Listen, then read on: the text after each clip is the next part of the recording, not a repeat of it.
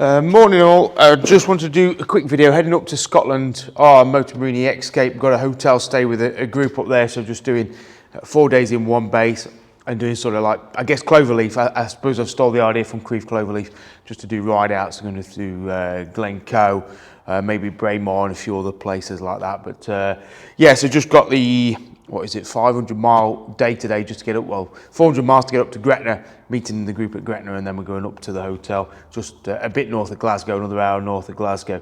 So we're going to take this Moto Morini X Cape. I've had this bike since about April last year, so 18 months or so.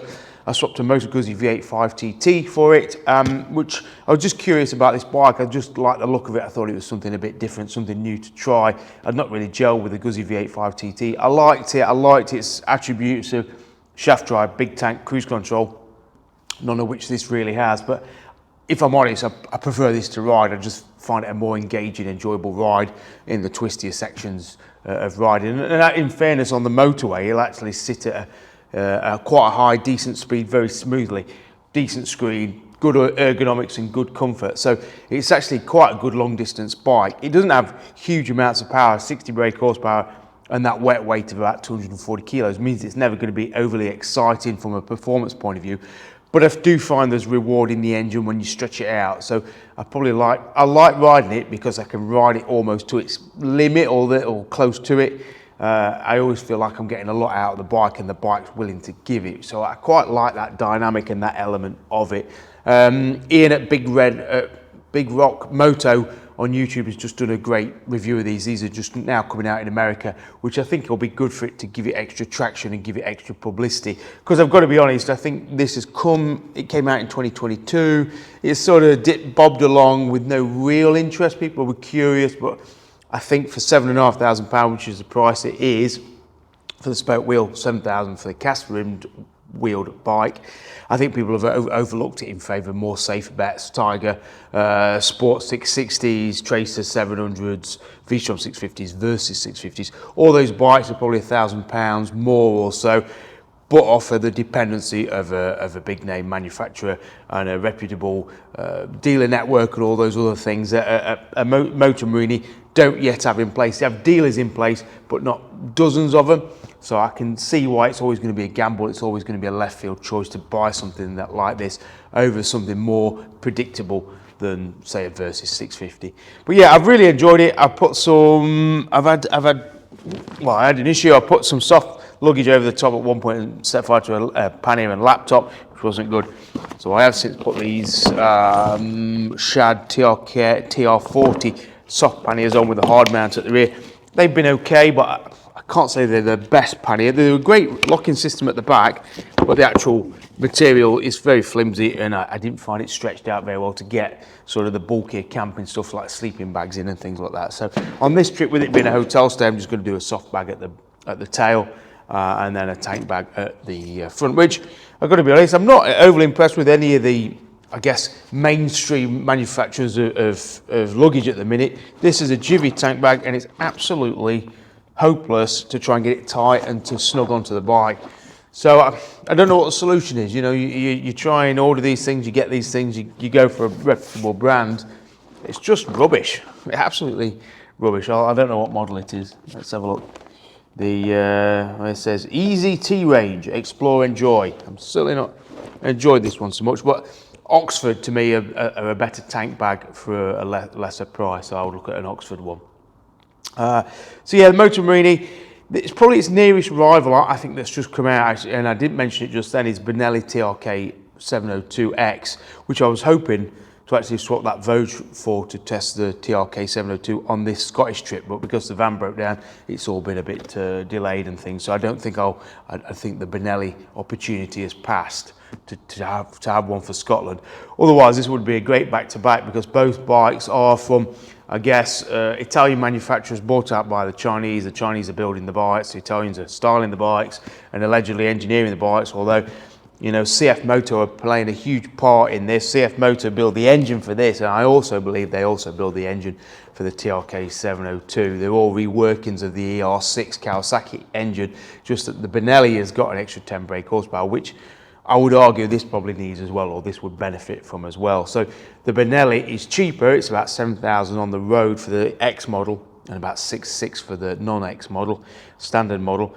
But it's got 10 brake horsepower more, and in some ways looks a bit more funky, looks a bit more modern, and looks quite a premium product. So I think the Benelli TRK 702, and for the fact it's actually sold out, I think if you want one, you've got to wait till in the new year to get hold of one. Suggests that, and it's interesting, how have Benelli got to that point? Well, I think Benelli got to that point by bringing out the 502X, which was another one of those bikes that came out, people sort of turned the nose up at it because it was Chinese and it was overweight and underpowered and all that, but people bought it, and I think Benelli benefited from being in the same showroom as Royal Enfield, so people who went in to look at Himalayans and things like that also went, oh wow, I could get a Benelli TRK 502 with luggage and everything else for maybe £1,000 more, and I think that coexistence of the two brands meant that Benelli probably benefited more than, say, Royal Enfield did from Benelli, if that makes sense. So the 502 gave Benelli a good foundation to sell bigger bikes from, and I think that's probably where this Moto Morini is. That's why this is struggling. It's got no foundation. The brand has come back to the market. This is its first bike, and at £7,500, it was probably not cheap enough to get those early adopters in. If it had been 5,995 or 6,995, I think the early adopters would have been there like they were with the 502s and things like that, and the Himalayans. So I think price for these type of brands is so crucial to get them going, to get momentum going, to get those early sales and then build from there. To come in at a middle of the road price at 7.5 probably wasn't cheap enough. In terms of reliability, which people ask about, I've had no real problems with it mechanically. Mechanically, it's absolutely been fine, and the quality of construction seems very good. No rubbing anywhere. There's no corrosion. There's no nothing. I would say actually the quality is better than a lot of Japanese stuff, V-Stroms and things like that, which have got lots of furry fasteners and rusting spokes. I believe these are stainless steel spokes and tubeless rims. So the equipment is good.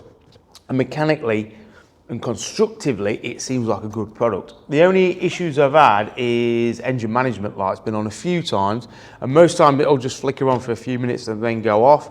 And then the only time it caused problems was in Ireland, and the bike stalled and it restarted, stalled again. And it then did clear and it was okay, but it just left me a little bit, is there anything electrical going on here? And I think, having plugged it in at the local bike shop, it's just an O2 sensor or things like that, throwing up a quality, a problem code, an error code. So clear that, and hopefully it should be all right, but it tends to coincide with it being very wet, which in Scotland the forecast is terrible. So we'll see how it performs on this Scottish trip. But as I say, as a bike to ride, I think it's great. I think it's a great riding bike. I think the chassis is very good. The suspension works very well. Tyre sizes are good. It's got the Pirelli STR Scorpions on. I think they're very good. I've swapped them out for a Anlas Capra X front and rear. I didn't find the knobblies worked. And to be honest, this type of bike is not good enough off-road to warrant putting knobbly tyres on it. I think the Pirellis are perfectly good enough for the type of riding you're going to do on this bike. I did ride it at Sweet Lamb at the off-road centre there, and it's good on compact gravel track. I think if you're looking at this bike, it's certainly in America as a back road discovery type bike, I think you'll be all right. It is a heavy bike, it's got some weight to it, and the weight sits quite high, so when you stood up trail riding, you just feel like a bit of a mass between your legs. What I found probably most disconcerting when speed increased and choppiness increased, I think it's got quite a steep steering head angle and limited suspension travel. I got a tank slapper which made me cross my eyes for a few seconds before it straightened itself out, but I thought, yeah, this is not a bike for pushing off-road on at all. It's a bike for doing the tracks, doing them within your limits and then within the bike's limits, but it's not a Tenere 700, and I think that's the obvious comment to make. It's not a trail bike, it's a road-based adventure bike which can do some gravel track and things and has got some presence. Personally, I really like the look of it. Other people don't like the look of it. It's been a real Marmite bike. Some people think, God, that looks really crap, but I actually think it looks really good. And in terms of price, there's dealers on eBay at the minute doing these for $5,995 brand new, or $6,200 or something like that, and you think that is a heck of a lot of bike for that sort of money. Again, only the Benelli TRK 702 and the 702X can rival it for value for money. But yeah, I'm very keen to try that TRK 702X because with 10 extra horsepower, maybe a similar chassis setup, maybe similar engine performance, but that extra 10, it'll be a really nice riding bike, that Benelli.